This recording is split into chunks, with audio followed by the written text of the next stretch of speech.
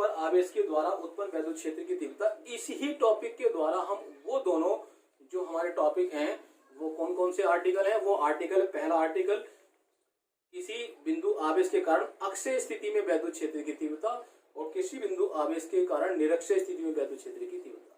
तो ये दोनों जो आर्टिकल हमारे वो इसी आर्टिकल पर पूरी तरह से डिपेंड है, इसलिए इस आर्टिकल को बहुत अच्छे से समझ लेना आप। और जब अच्छे से समझ लोगे तो इसका मतलब कि आप उन दोनों आर्टिकलों को बहुत आसानी से समझ भी लोगे और उनको कर भी लोगे, और बोर्ड की परीक्षाओं में आते ही आप उसको वहां पर लिख दोगे।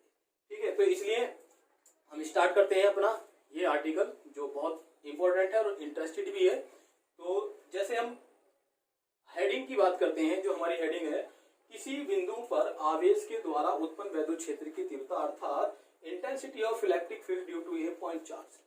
तो due to a point charge यानी कि पॉइंट चार्ज के कारण, तो इसका मतलब पॉइंट चार्ज के कारण अगर हम बात कर रहे हैं तो अगर कोई पॉइंट मान लें हम, ये पॉइंट क्या है, ओ पॉइंट है। ठीक है, अगर हमने एक पॉइंट ओ मान लिया और इस पर कोई क्यों कह रहा है due to a point charge, तो चार्ज मतलब इस पर कोई चार्ज रखा है प्लस का क्यों, इस पर कोई प्लस का क्यों चार्ज मान लें।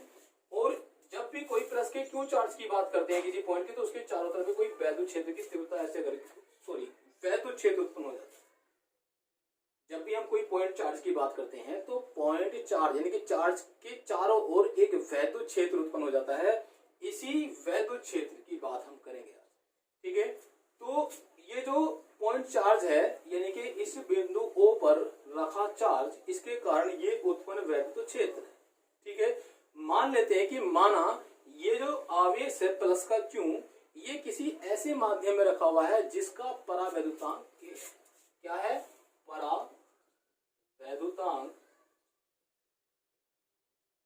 इसका जो परावैद्युतांक है वो कितना है। ठीक है, किसी ऐसे मीडियम में रखा है ये प्लस का क्यों आवेश जिसका परावैद्युतांक K। तो अब बात करते हैं कि वो कह रहा है किसी बिंदु पर आवेश के द्वारा उत्पन्न वैद्युत क्षेत्र की तीव्रता, यानी कि किसी बिंदु पर, तो इस बिंदु O के कारण, मान लीजिए इस बिंदु O से R दूरी पर स्थित कोई बिंदु P है। कौन सा बिंदु है, P।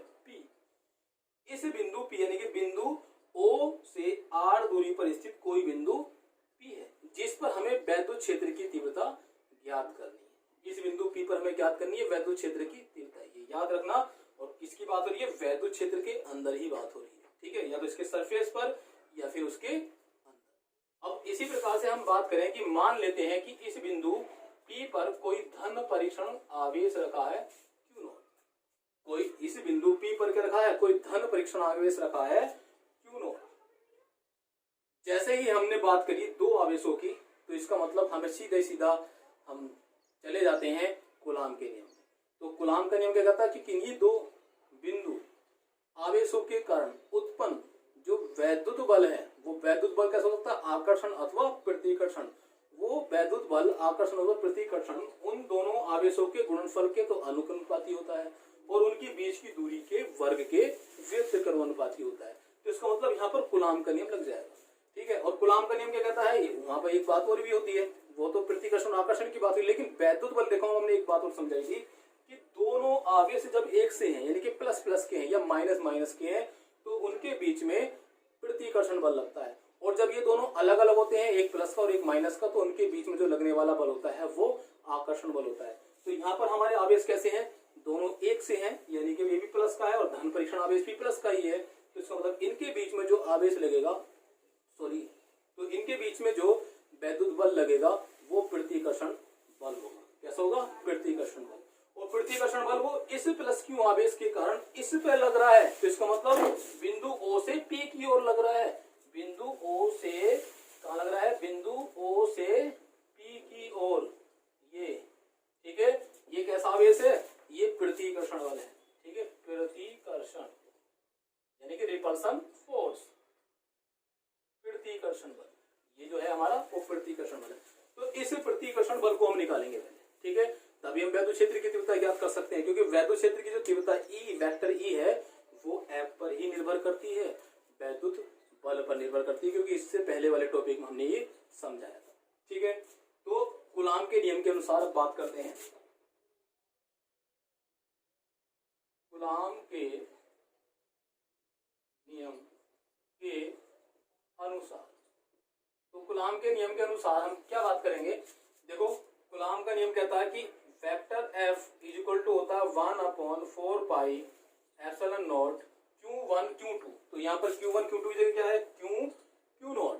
तो कितना हो जाएगा? Q into Q naught upon इनके बीच की दूरी R स्क्वायर। ये हो गया कूलाम का नियम। ठीक है, या करके हम लिखते हैं इसको इस प्रकार से कि F वेक्टर F अपॉन ये जो Q नोट है इसको इसके बटे में ले आए, इधर ले आए और बराबर इधर जो बचा उसको लिख दें 1/4 pi epsilon naught Q upon R square.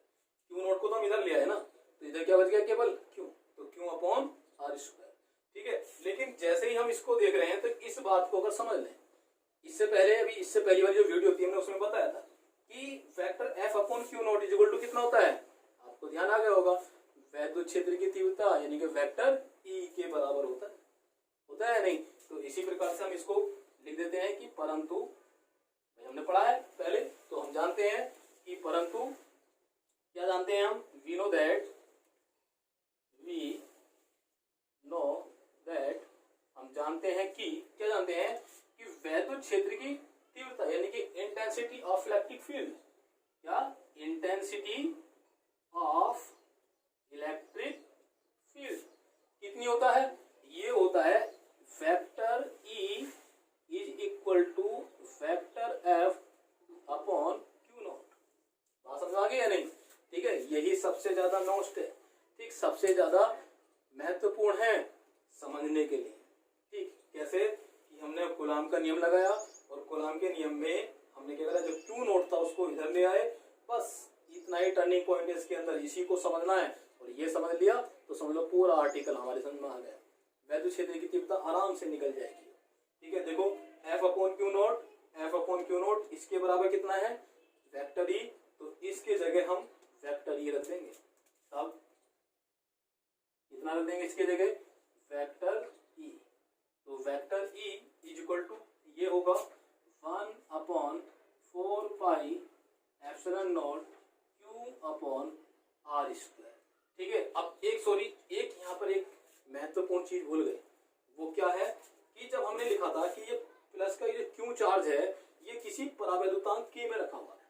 ठीक है, तो जब परावैद्युतांक K में रखा हुआ है तो हमने जो कूलाम का नियम लिखा है ये F vector F equal to 1/4 pi epsilon naught Q naught upon R square, तो इसके साथ इस K को लिख देंगे, इस परावैद्युतांक को लिख देंगे। ठीक है, तो बस कुछ नहीं करना, ये K और लिखना है।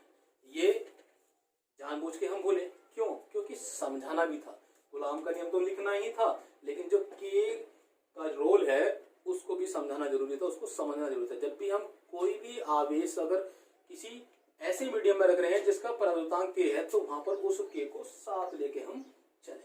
ठीक है, तो हम इसी प्रकार से इसको यहाँ पर साथ लेके चलेंगे। F equal to 1/4 pi epsilon naught K Q naught upon R square, फिर Q नॉट को इधर लिया है F vector F upon Q naught is equal to 1/4 pi epsilon naught K Q upon R square.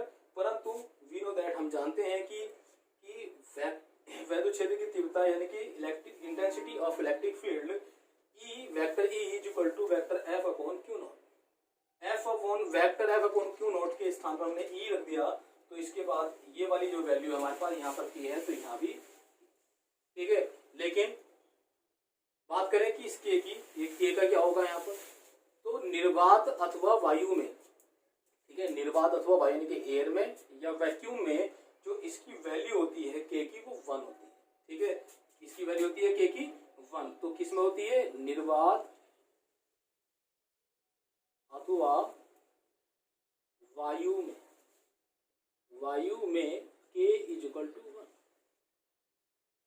ठीक है, हमने क्या लिख दिया कि क्योंकि निर्वात अथवा वायु में K इज इक्वल टू 1, तो K इज इक्वल टू 1 रख देंगे, तो कितना आ जाएगा हमारे पास? Vector E is equal to 1/4 pi epsilon naught Q upon R square. बस इतना ही करना था और ये हमारे पास वैल्यू आ गई इंटेंसिटी ऑफ इलेक्ट्रिक फील्ड की। Intensity of electric field vector E is equal to 1/4πε0 Q/r²। ठीक है, जहां पर अगर हम देखें भैया 1/4πε0 की वैल्यू कितनी होती है, हमने स्टार्टिंग में बताई थी कूलाम के नियम में। तो कितनी वैल्यू थी इसकी, जहां 1/4πε0। ठीक है, इसकी वैल्यू कितनी थी, 1/4πε0 is equal to 9 × 10⁹ newton metre square प्रति कूलाम स्क्वायर। ये किसकी वैल्यू थी, 1/4πε0 is equal to 9 × 10⁹ newton metre square प्रति कूलाम स्क्वायर। यही क्या है, वैद्युत क्षेत्र की तीव्रता। हमें निकाला था कि intensity of electric field due to a point charge. तो due to a point charge पर इंटेंसिटी जो है इलेक्ट्रिक फील्ड की वो कितनी है, vector is equal to 1/4πε0 Q/r²। ठीक है, यही वैल्यू है हमारी। This is intensity of electric field due to a point charge. ठीक है, due to a point charge. तो डियर स्टूडेंट्स, अगर आपको मेरी वीडियो पसंद आई हो तो प्लीज इसको शेयर करना, ज्यादा से ज्यादा शेयर करना, और अपने दोस्तों के पास तक भी इस वीडियो को पहुंचा देना, जिससे कि वो भी पढ़ सकें और समझ सकें। और इसको मेरे चैनल को सब्सक्राइब जरूर करवा देना, और आप भी सब्सक्राइब कर देना और लाइक करना। ठीक है।